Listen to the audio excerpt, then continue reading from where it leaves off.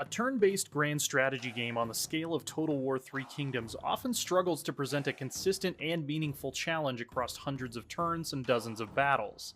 With this foray into ancient China, however, Creative Assembly seems to have finally hit an elusive sweet spot with its campaign tuning.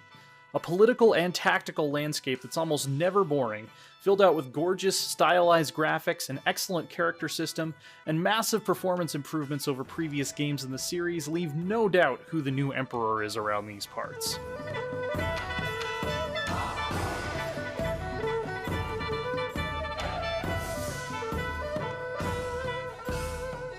Three Kingdoms offers you two ways to conquer its sprawling, attractively exaggerated map of 200 CE China. Records mode is closer to classic historical Total War, where generals are mere mortals accompanied into battle by a bodyguard regiment, and real-time engagements play out slower and less decisively.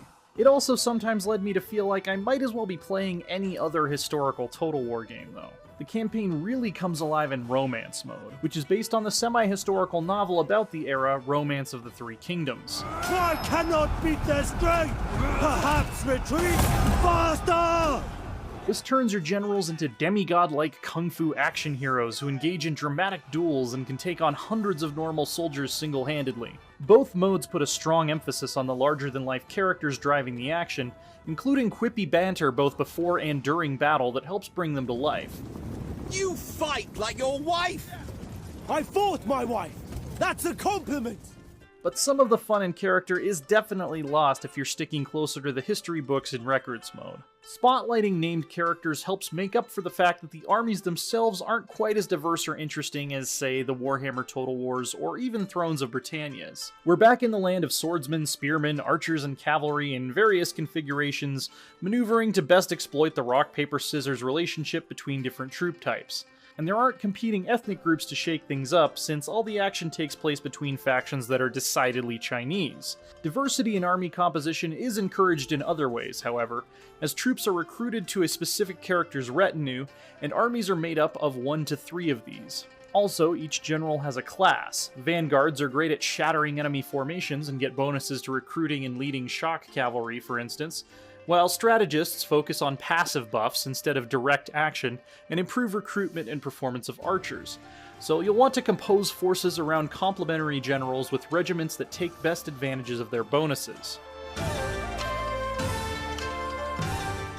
And it's not always just a matter of picking the statistically best officer for the job. Characters can develop friendships and rivalries over time, which adds an interesting wrinkle into organizing your forces. Two hotshot generals who hate each other might resent being placed in the same army, just as those who are fighting beside their sworn brothers will perform better. And that's before you even get into the deeper political considerations, like the all-star champion you just hired deciding he wants a more prestigious political office and threatening to abandon your faction if you don't give it to him. Looking at you, Lu Bu. Whoever ends up leading your armies, they're in for quite a challenge. Far better than any previous Total War game, Three Kingdoms lays on diplomatic and military pressure early and somehow manages to maintain it even many dozens of turns into a successful campaign.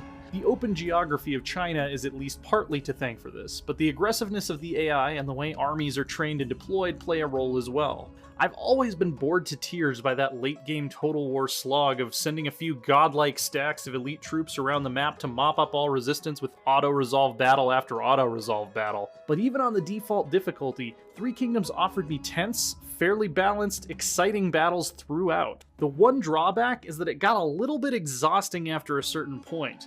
It's a great change overall, but it might have swung things just a tad too far in the other direction now.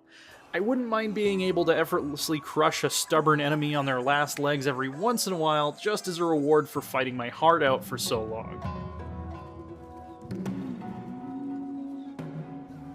One of the cleverest ways the campaign maintains this pressure is by having all of the minor warlords coalesce into the titular Three Kingdoms in the late game. Once you become powerful enough to stake a claim on the Imperial throne, your two most dangerous remaining rivals will do the same and morph the field from a chaotic free-for-all to a three-way Mexican standoff from which only one ruler can emerge victorious.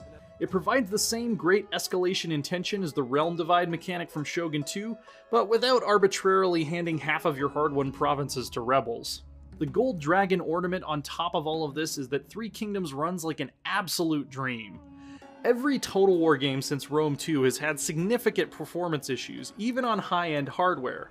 But much to my surprise, both the campaign map and the battles glided along like a crane on the wind without even making my GeForce GTX 1070 and i7 4770K break a sweat, even on ultra settings. As a baseline, I was getting almost 50% higher frame rates on the battle map than the recent Thrones of Britannia. I still saw some slowdowns in absolutely titanic clashes, involving multiple full-sized armies beefing apocalyptically over a massive fortified city, but not to the same extent that I'm used to with this series. Total War Three Kingdoms should serve as the example for all games of its breed going forward. The campaign design is brilliant, full of character, and tells a cohesive, historical feeling story with satisfying act breaks and unexpected turns of fortune. The improvements to performance and optimization over its predecessors almost make me just want to lean back in my chair and hum contentedly while I watch hundreds of peasant militia hack each other to pieces.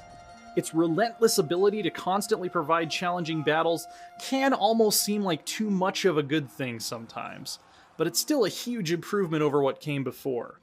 Just remember, when you're going over resumes to decide who to bring on to lead your next big offensive, do not pursue Lu Bu. For more on Total War, check out a walkthrough of a major battle in Three Kingdoms, and my reviews of Total War Saga Thrones of Britannia and Total War Warhammer 2. And for everything else, stick with IGN.